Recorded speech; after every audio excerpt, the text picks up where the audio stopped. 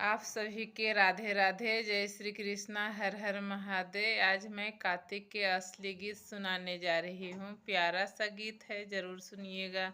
कार्तिक के महीना शुरू हो गया है, हम लोग कार्तिक स्नान करते हैं। कार्तिक महीना के असली गीत आप लोग के पास लाए हूँ। सखी कवन बरत तुहू कैलुनु हो, बरवा मिलल भागुवन।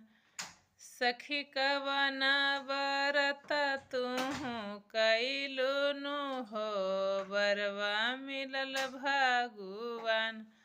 कार्तिक नहैनु कार्तिक छठियानु हो, यगहन कैनु ये तवर।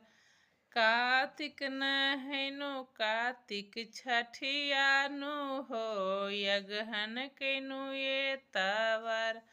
तुलसी में दीपवा जलैनु हो, बरवा मिलल भागुवन।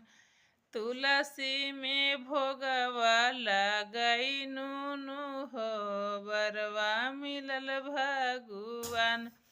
एही बरत हमें कैनु हो, बरवा मिलल भगुवन।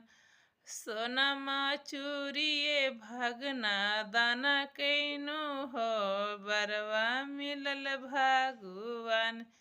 एही बरत साखी कैनु हो, बरवा मिलल भागुवन।